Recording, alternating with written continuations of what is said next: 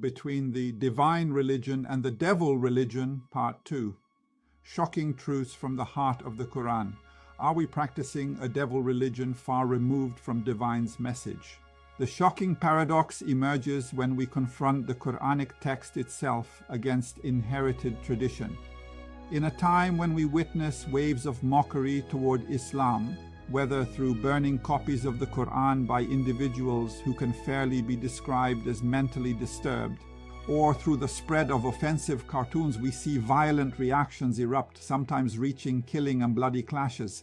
These individuals believe they are defending God's sanctity, yet in reality they are practicing a devil religion parallel to the upright religion, a religion crafted by religious clerics through fabricated narratives that distorted the divine message, whose primary purpose is organizing social life in Aman, security, and Salam, peace. In this article, we will dismantle the intellectual framework that produced this deviation, revealing 3 Quranic concepts that return us to the essence of the upright religion, far from the inherited intellectual criminality.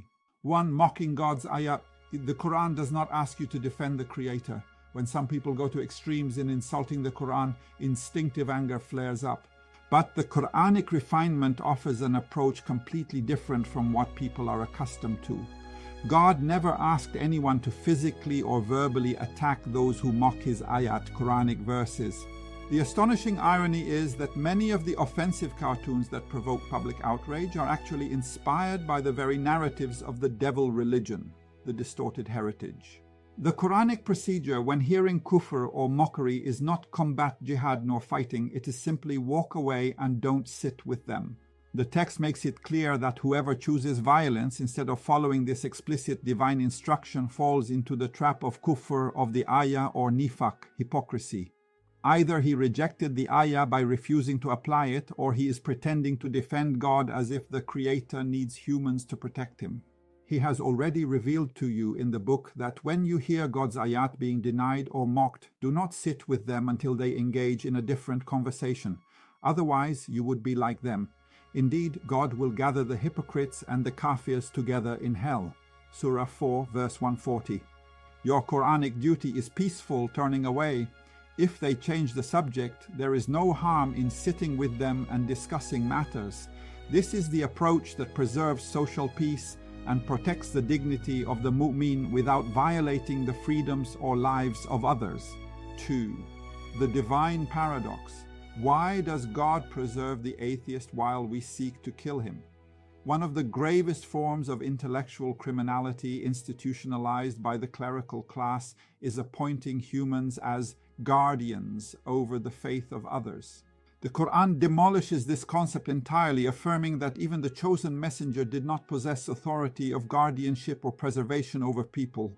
God forbade the mu'mins from insulting those who call upon others besides him, to prevent insult from being met with insult. And the astonishing element in the Quranic logic is that God describes himself as Hafiz, preserver, even over those who take protectors besides him, including atheists and secular individuals in modern terms. He is the one who preserves their lives and existence and postpones their accountability until the day of judgment. So how can a human being appoint himself as a guardian to punish people for their kufr or force them into worship? And those who take protectors besides him, God is Hafiz over them, and you are not a wakil, guardian over them. Surah 42, verse 6. The responsibility of the mu'min is to walk away from those who call upon others besides God, leaving accountability to the owner of the day of judgment. God judges people based on their actions, not merely their ideas or their association. 3. The trap of obeying the unjust ruler. Dismantling the fabricated narrative through Quranic truth.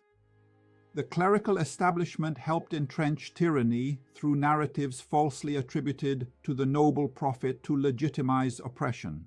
Perhaps the most criminal among them is what Muslim narrated from Hudhaifa ibn al-Yaman. Listen and obey the ruler even if he strikes your back and takes your wealth. This narration blatantly contradicts the Qur'an and calls for submission to injustice. The Qur'an not only forbids obeying the unjust, it warns against merely leaning toward them. Leaning toward oppression or wrongdoing is the psychological inclination or silent acceptance of injustice.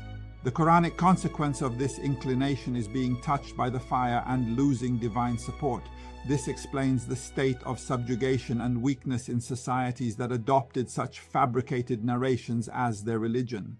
Do not incline toward those who have wronged, lest the fire touch you, and you will have no protectors besides God, then you will not be helped. Surah 11, verse 113. The difference between the Quranic command for justice and the narration calling for humiliation represents the gap between the upright religion and the devil religion. Conclusion: what we experience today of backwardness and conflict is not due to the essence of the divine message, but due to the devil religion that replaced the ayat with narrations inciting violence and submission to oppression.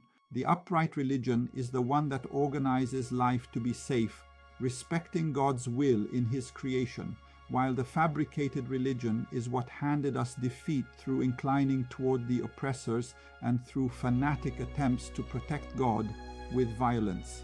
In the end, the pressing question for every person of insight remains: are we truly following what God revealed, or have we simply found our forefathers upon a path that altered the course of the divine message? Restoring victory begins with rescuing the Qur'an from the grip of the clerical class and rereading it with a free mind seeking truth, not inherited tradition. This article was based on Dr. Khaled Al-Sayed Hassan research on transitive Iman. Thanks for watching.